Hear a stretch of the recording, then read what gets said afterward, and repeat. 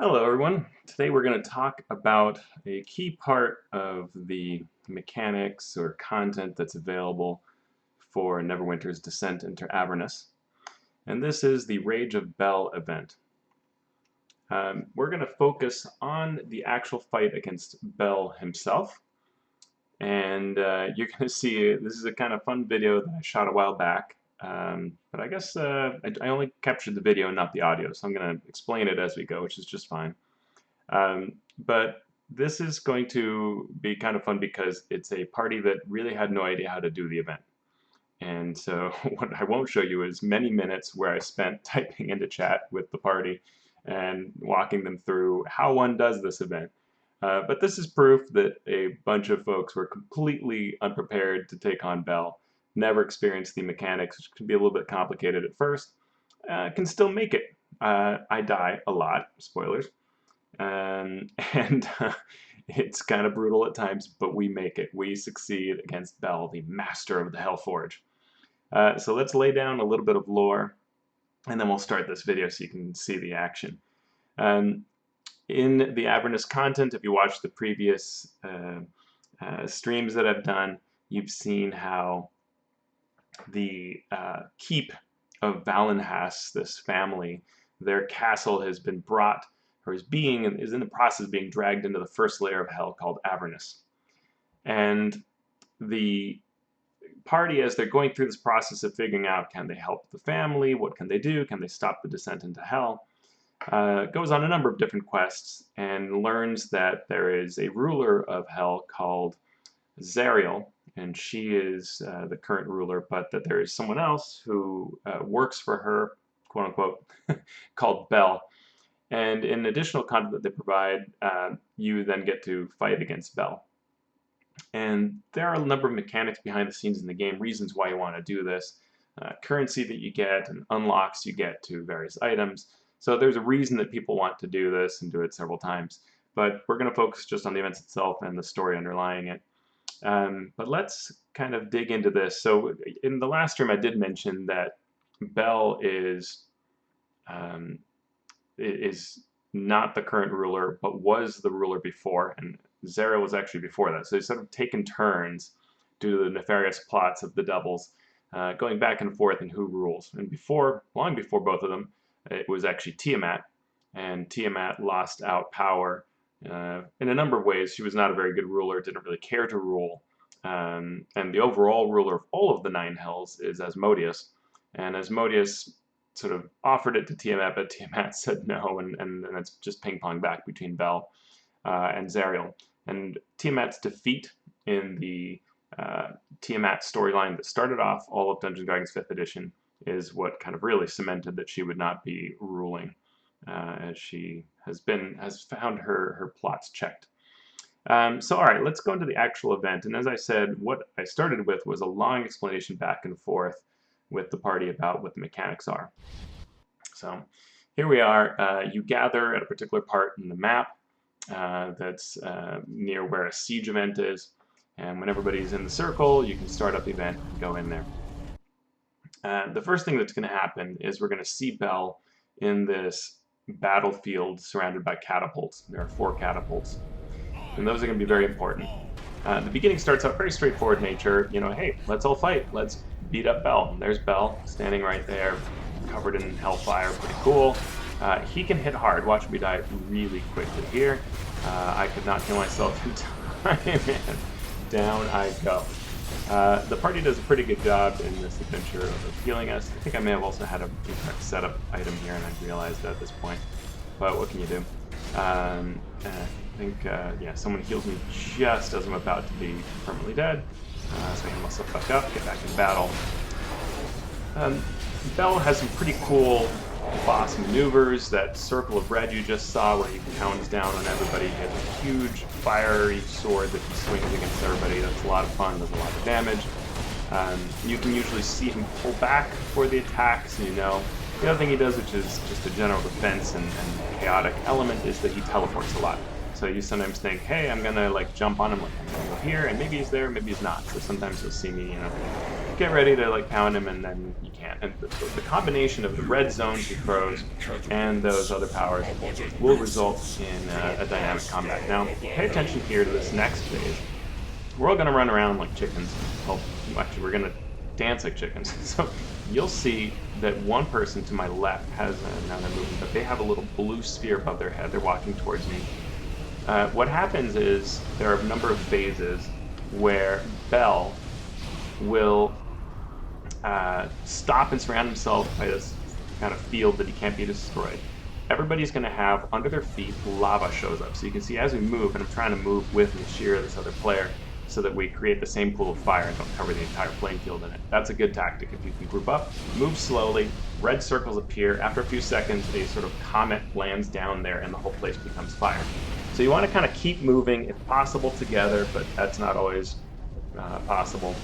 And so you don't die.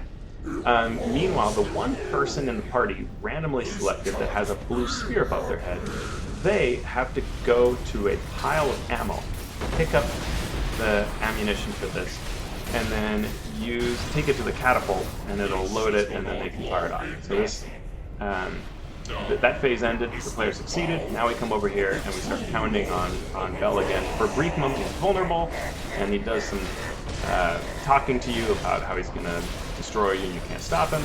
He will destroy one of the catapults, and then again become vulnerable to damage, and so you start pounding him.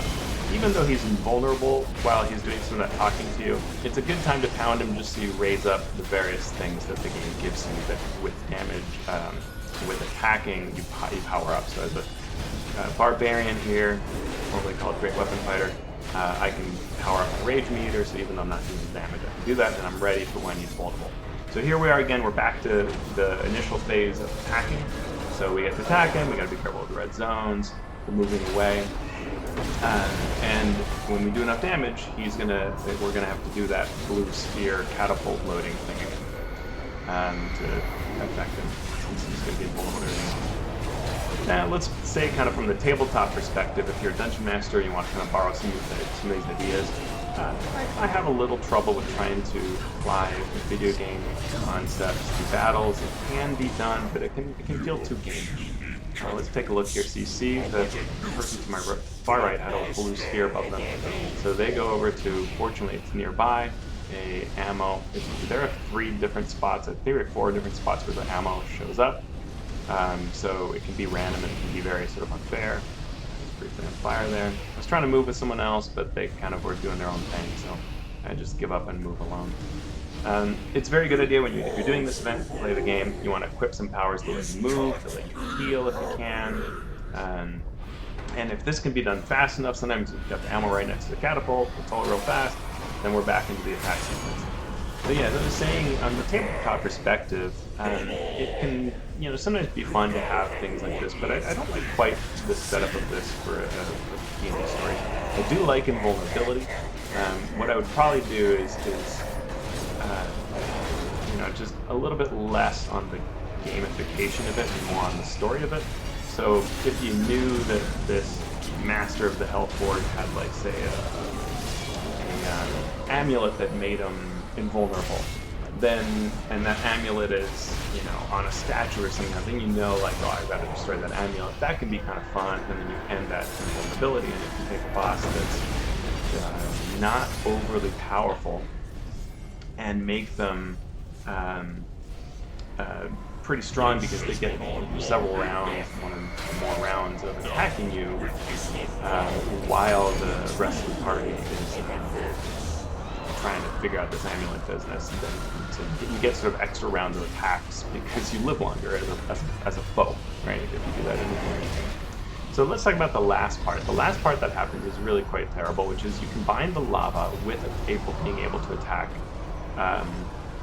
Bel. So now I'm going to equip a ranged power so I can get a few more attacks from afar. And I wanted to heal my friend, but my friend is in a pool of lava, so that's kind of hard to heal them. They were able to heal themselves.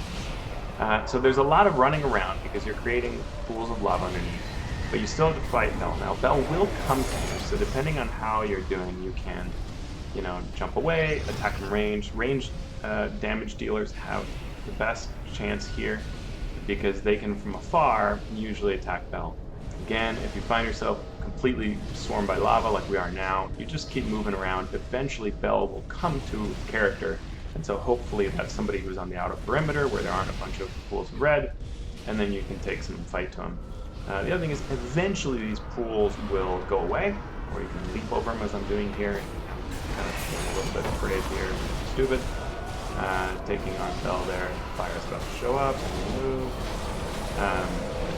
But there can be some opportunities, tactically to get out, but it's tough. Bel still has his complement of attacks. He can do some pretty horrible things, and eventually starts spawning these little imps that swarm you, and like any one imp will do that.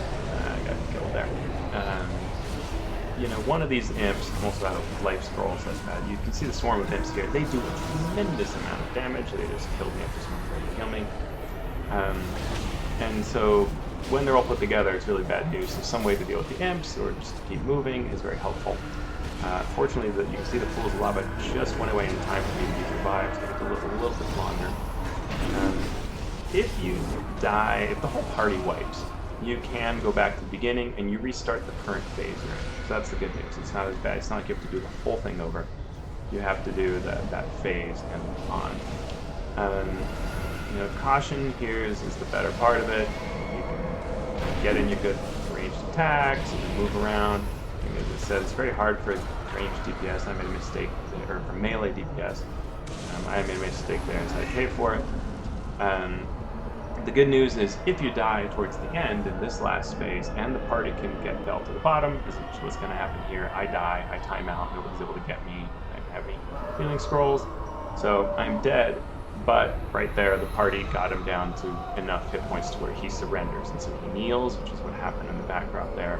There are 2 of us who are dead, but the other 3 were alive at the time, and I can now return to the main, or to the kind of watching area where you can go when you die, and I'm still going to get the rewards at the end. So we succeeded. Even though we were fairly new players to how to do it, get the rewards, we're able to beat Bel as a team, which is pretty sweet. So it's a good feeling when you accomplish this. And I've run with a number of groups, even some very good groups. It's generally still a challenging fight, a worthy battle. Yeah, pretty good time, and the rewards are decent for the amount of time invested, so it can be pretty good. There are also, as I said, some necessary things that you want out of the campaign that are worth running. So I finished the event. We're back here in the Valenhouse Stronghold, where you've seen us be before. There's a timer on the map that you can see. That's what I was indicating there with my mouse, which allows you, and then there near where that blue-purple dot is, that's where the event takes place. So you can see on your map when the event is available. It's unlocked for 30 minutes. You get to play through that and so on. It's a lot of fun. So let's kind of finish this up. That's the Bel event. That's how you run through it. From a role-playing game tabletop perspective, as I said, invulnerability can be something that's kind of cool. You can take a monster that's relatively weak, and if they trigger invulnerability or start with it, they get more rounds in which they can do stuff. If you think of a monster like a dragon that can often, in various editions, have a stunning presence where everybody's kind of afraid and can't do anything for various rounds, you're stunned, unable to act, that gives the monster extra rounds. This is a similar concept, except the players get to act, they get to do things, and what they'll often do is they'll attack the foe and go, oh wait, this isn't working, and then they'll look around and go, what can I do? Maybe each of the 4 pillars must be sundered, or there is a puzzle that must be solved, or a riddle is inscribed on the altar, right? And you take on those things that are going to remove the invulnerability while being attacked. That can be kind of cool. The more that it feels like story and the less that it feels like a total video game, the more that it's going to be better for the tabletop setting. I think this thing of sort of, if you were fighting a devil on the battlefield and you were to, have these catapults with magical ballistas from a previous battle, then, that could maybe, magical catapults could work as a theme there without feeling too gameish. It's all on how you present the story. So that's it. That's a pretty neat part of the Avernus piece. We're going to do one more stream about Avernus in general with the newest content. And then we're going to do one that's going to cover spoilers, but I will give a good warning before we get to that spoiler-heavy one. Thanks, folks, for joining. As always, you can reach me on alphastream.org through the contact form or at Alphastream on Twitter, and let me know if you have anything in Neverwinter you want me to particularly talk about, any lore about D&D that you want me to cover, and I can work at any of these videos. Thanks so much.